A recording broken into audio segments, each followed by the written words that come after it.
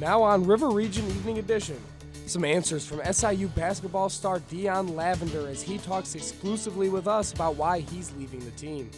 A popular brewing company makes changes for consumers, and pressure grows on Indiana's governor over a controversial new law.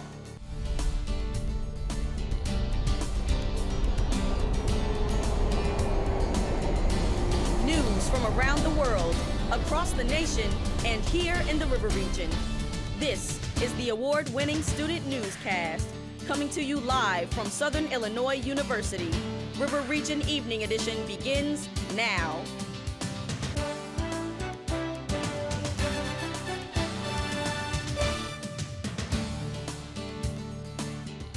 A star SIU athlete breaks his silence about his departure. Good evening, I'm Zach Barrett. And I'm Joe Fry. Dion Lavender says he is leaving Carbondale and the team. Evening Edition Sports Director Sydney Kessler is here with the story. When asked why the sudden change, guard Dion Lavender said that his first year as a Dog wasn't what he hoped it would be, and that the decision wasn't sudden. He is the 5th player to leave the team in the past 2 weeks. Lavender is joining freshmen Jordan Caroline, Chaz Galata, Casey Goodwin, and junior Jalen Pendleton. Head basketball coach Barry Hinson talks about the current state of the team. I want our fans to know that we did everything we could do to keep these players here, and it was their decision as of today that they felt like it was in their best interest to go and play somewhere else. Lavender sat down with Evening Edition for an exclusive interview about why he is leaving. We'll hear his side of the story in about 15 minutes. Live from the studio, I'm Cindy Kessler. Thank you, Sydney. The former pastor at the View Church in Carbondale has been sentenced to prison. Josh Swain pleaded guilty back in January to stealing money from the church, identity theft, and loan fraud. Swain will serve 6 years, but could be released in 3 for good behavior. Swain has been ordered to pay back all of the money he has stolen. SIU is now on a government list for universities with financial aid problems. The Department of Education says the university needs extra oversight of the management and administration of federal financial aid dollars. More than 500 colleges and universities are named on the list. The Department of Education says the institution are being looked at for different reasons. SIU spokesperson Rree Goldsmith says this: "We are not on this list for misusing financial aid. We are on the list because of a late audit file that was required at the system level." The Department of Education says this list isn't meant to be a red light to students or taxpayers. It's more of a warning. It just means the colleges will be watched more closely. The Department of Education says this plan to release this kind of information more regularly. The craft brewery industry continues to expand in Southern Illinois. The St. Nicholas Brewery has been open for about 9 months and the business is already branching out. A recent economic impact report says Illinois is now home to 67 craft breweries, which employs almost 3,000 people. Some of their brews, such as the 7-Eleven Blonde Ale, American Pale Ale, and Scotch Strong Ale, will now be available on tap at other locations. And I think it's great, not only for the breweries, but for the area itself, because we already have the wineries, and if people come down here to go to the breweries too, that helps like the bed and breakfast out, that helps out the restaurants and all the local areas, businesses as well. St. Nicholas's owners refurbished the historic hotel using much of the old brick from the original structure. For more history on the building or information on the brewery, visit their website located at the bottom of your screen. Attorney General Lisa Madigan has created a new group with the hopes of improving the rates of recording sexual assault. Belleville News Democrat records show that between 5 and 20% of rapes are actually reported. The group will include Illinois law enforcement, healthcare agencies, and criminal justice. The goal is to find a solution for the low number of reported cases and improve prosecution rates. The new plan will also increase the need of sexual assault nurse examiners statewide. Joe, the weather today was just beautiful outside. And with some warmer temperatures too. River Region weathercaster Courtney Bunting has a quick look at weather. Well, I bet some of you probably pulled out those shorts today, maybe those short sleeves, but unfortunately we'll have some showers coming up later on in the week, but not tomorrow. Look, the sun is out again, 53 tomorrow morning, midday tomorrow, 73 degrees, and we're looking at only some slight precipitation chances later in the week. But luckily these spring temperatures will be sticking around, and I'll have more information on how much precipitation and rain rather that we'll be looking at in my full forecast. Looking forward to that forecast. Thank you, Courtney. When we come back, your phone may be able to hold a charge for up to a week. We have details. And a local church pastor is going to prison.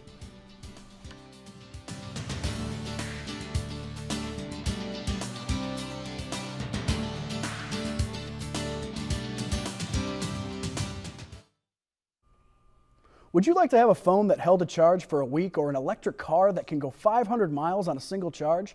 Robbie Hisgen tells us the SIU Coal Research Center will host an energy storage seminar. Advanced battery research is on pace to double the amount of time batteries will hold a charge.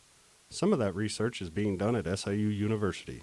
And energy storage is a very important topic in all the energy research which we are actually participating and making here on the campus.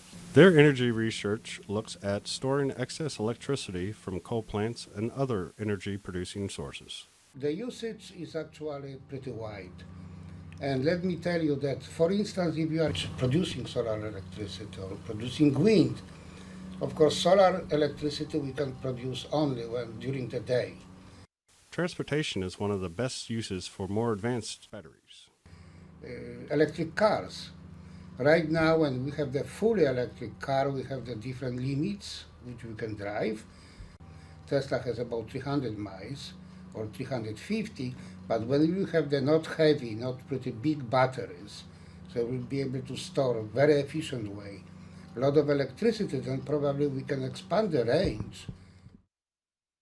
The seminar will start tomorrow at 9 in the morning in the Mississippi Room at the SIU Student Center. The event is free and open to the public. For more information, visit acerc at siu.edu. A 19-year-old man has been charged with aggravated arson. Carbondale police responded to a structure fire on the 700 block of West Walnut Street on Sunday. Justin Beerley ignited the fire inside the home after a dispute with another resident. Today, a Jackson County warrant was issued with a $250,000 bond. An investigation into the incident is still ongoing. A Carbondale City Councilman up for re-election next week now has a suspended driver's license. A judge says Councilman Lance Jack's license will be suspended for 1 year. Jack refused to testing when he was stopped for a possible DUI. He has a court appearance Monday, the day before the election. Indiana Governor Mike Pence is asking for legislation that clarifies the state's controversial religious freedom law. Some fear the law would allow businesses to deny services to gay people. The governor says the law was grossly mischaracterized and has placed the state in a bad light. Organizations and businesses such as the NCAA and Apple have voiced their discontent. Some states are barring taxpayer-funded travel to Indiana. I believe in my heart of hearts that no one should be harassed or mistreated because of who they are, who they love, or what they believe. Every Hoosier shares that conviction. Protesters also gathered at Arkansas But as I said, Capitol to protest a religious freedom bill. The bill is similar to the one signed in Indiana, which discriminates between gays and lesbians. Authorities recovered a cell phone amongst the debris of Germanwings Flight 9525 that crashed last week. The cell phone contained a video of the final seconds of the plane crashing from the vantage point of the passengers in the rear of the plane. Authorities did state Lubitz crashed the airliner into the French Alps on purpose, murdering 150 people. According to the Germanwings airliner Lufthansa, in 2009, Andres Lubitz, the co-pilot of flights 9525, told the flight school he had a previous episode of severe depression. A potion from the Dark Ages sheds light on a cure for a once untreatable superbug. MRSA is a bacteria that infects the skin and is responsible for 5,500 deaths each year. The 1,000-year-old remedy called iSolve was discovered in a leather-bound volume of Bald's Leech Book, which is one of the earliest known medical textbooks. The recipe consists of garlic, onion, wine, and bile. Prior to the discovery, MRSA resisted all antibiotics, including methicillin, penicillin, oxacillin, and amoxicillin. Yesterday, Governor Bruce Rauner announced a new campaign in efforts to decrease childhood obesity in Illinois. The program is trying to research ways to improve the students' fitness and nutrition, as Rauner says Illinois is home to some of the highest childhood obesity rates in the nation. The programs and fitness centers will be funded through partnerships like Nike and Coca-Cola. 3 winning schools will be picked as the national champion schools and will win a new $100,000 fitness center. Iran could be one step closer to building an atomic bomb. Israel's prime minister says nuclear talks in Switzerland are emerging into a deal which would pave the way for an Iranian atomic bomb. Iran Prime Minister Benjamin Netanyahu says it will have the necessary tools for construction in less than a year. Iran and 6 world powers, led by the U.S., hopes to reach a final deal by the end of June. When we come back, Courtney Bunting is going to have a full weather forecast coming up, and she's going to tell us how long that nice weather is going to last. The market took a tumble today. Be sure to watch the nightly business report following the newscast on WSIU television stations.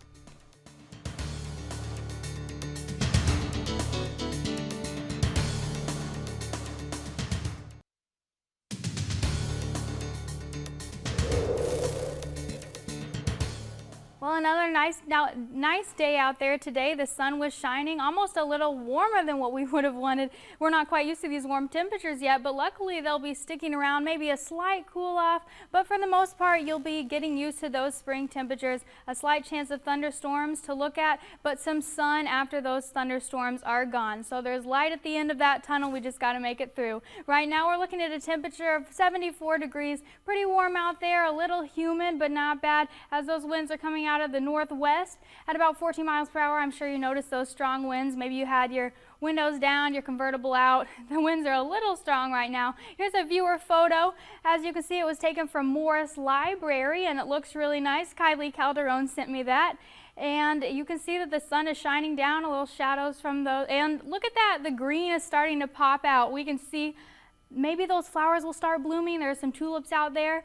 So getting ready for those spring temperatures and those plants. The average high that we're used to is 60 degrees, so we were well above that today at 74. Record high is 83, so we're getting kind of close to that record really today. A record low of 18 degrees, luckily we're nowhere near that. And you can see that average low of 40. So as you can see, we were 74, still Paducah well above us at 78 degrees and Mount Vernon at 72. So everyone's around the same, but Paducah's getting close to that 80 degrees. Everyone will be pulling out those short sleeve shirts, but unfortunately you can see this rain chance mostly throughout tomorrow night, a slight chance, and then Thursday night is your biggest chance as those showers come in. As you can see, we're looking at some of the heavier chances, but well below an inch, so nothing significant, no flood chances or anything like that, but make sure that you're staying inside and taking precautions as far as those thunderstorm chances go. Tonight we're looking at a low of 42 degrees as those winds switch from the north to the south as those temperatures keep coming in, that warmth, but unfortunately that slight amount of precipitation is from the south. Tomorrow high of 73 degrees, bright and sunny out there. Winds out of the south-southeast. The winds keep coming from the south. Keep them coming because we like those warm temperatures, and tomorrow night is when those thunderstorms roll in. Only a slight chance tomorrow night, mostly throughout. Thursday is when those big chances are, 90% chance, so I can guarantee that we'll be looking at some thunderstorms. As you can see throughout the rest of the week, when it's not storming, it's sunny, and about a warm up on Sunday to 64 degrees. So we're still staying warm as long as we get through those thunder showers. You can see that 58 degrees on Saturday, a slight cool down, but back up to 64 Sunday. So we're not ready for the summer temperatures yet, but still warming up. We're peaking on Thursday. Yeah, we're definitely peaking. Get your short sleeves ready. It's time. Just get through the thunderstorms. Good to see those high temperatures, though. I Thank know. you, Courtney. Thank you. In sports today, the Saluki baseball team heads to the Bluegrass State to face off against the Racers of Murray State in hopes of getting a win streak going. And Joe, it's almost the greatest time of year. Major League Baseball's first pitch is only 6 days away. For more in sports, we're going to take it over to Sydney Kessler. Sydney? Down but never out, the women's golf team makes a terrific push on the last day of the Saluki Invitational. And we have an update in the world of hockey. And the SIU basketball program is spiraling out of control as yet another star player plans to transfer. Don't you change that channel. Sports is next after the break.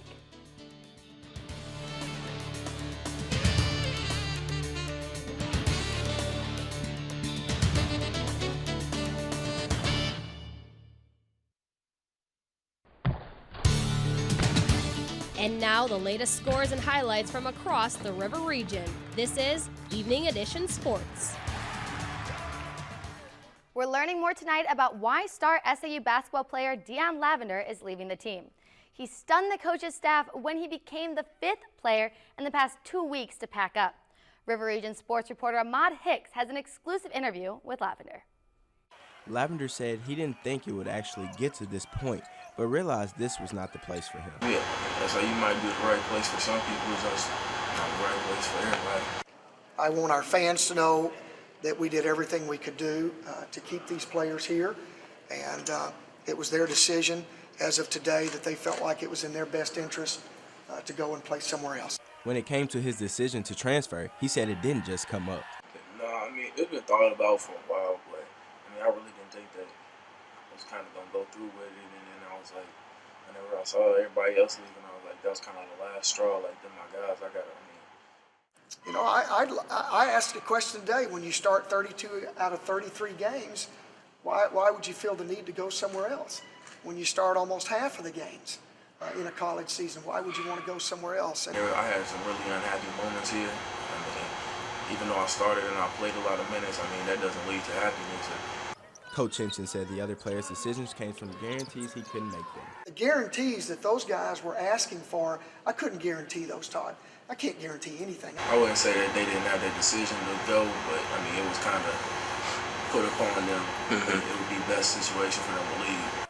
Seeing how Lavender is now open to be recruited, he talks about his upcoming decision. I mean, I have some ideas, but I mean, I gotta sit down and talk to a few people that have been in my corner since day one. So, Coach Henson weighed in on if he thought he was in jeopardy of losing his job. Absolutely not. Absolutely not. They're going to have to put up with me for at least 3 more years because I've got a contract, and those people that call for my job, they're calling for a lot of people's jobs. So, for River Region Evening Edition, I'm Ahmad Hicks. Roster is now down to 8 players, which includes star shooter Anthony Bean, forward Sean O'Brien, and guard Tyler Smith-Peters. The Saluki baseball headed down south to Kentucky earlier today to take on the Missouri State Racers. The Salukis are carrying positive momentum with them as they won against Bradley in their last game. However, Murray State has the momentum in this one as the Dogs fell to the Racers earlier in the season. The squad is entering the game with a 5-21 record while batting .233 as a team. One of the youngest teams in the MVC, the Salukis are aiming to turn their season around today.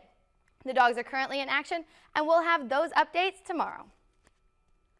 The SIU softball team is back on the field tomorrow as they take on SIUE at home. The Dogs are currently 11-14-1 overall with 6-3 record in conference play. SIUE is expected to put up a tough fight though, as the Cougars are 27-6 on the season and they carry a dominating 9-1 conference record.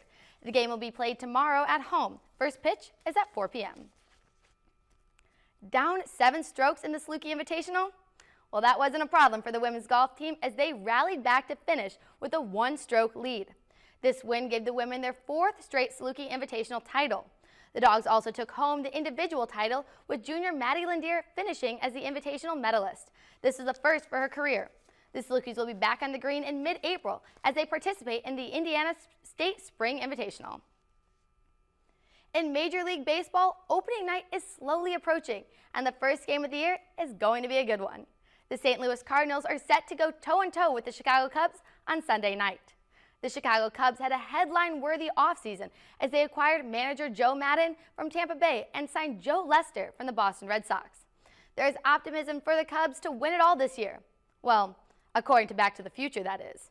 And as for the Cardinals, fans are expecting another World Series berth as they were a walk-off home run away from going to their 2nd consecutive World Series last year. Opening night is set for this Sunday, April 5th at 8 p.m. In hockey news, the St. Louis Blues were clobbered by the Vancouver Canucks 4-1. The Blues have been back and forth when it comes to goal play switching between Brian Elliott and Jake Allen. The Blues were taking on the Calgary Flames on Thursday. Sticking to the Western Conference, the Chicago Blackhawks downed the Los Angeles Kings 4-1 behind strong play from Mariana Hossa, who had a goal and an assist. The Hawks take on Vancouver on Thursday. That was a really good win for the Hawks the other night. It was. I'm really excited what they're going to do with Vancouver this Thursday, and I'm hoping that's going to keep a win, keep them on this roll. Because, they get off of it, they have a hard time getting back on. Dog days of the season. Wins are very important. Exactly. Thank you, City. Thanks, guys. After the break, we're going to take a look at what stories you should expect in the news in the days ahead. And also, some new technology is helping one tortoise have a new outlook on life.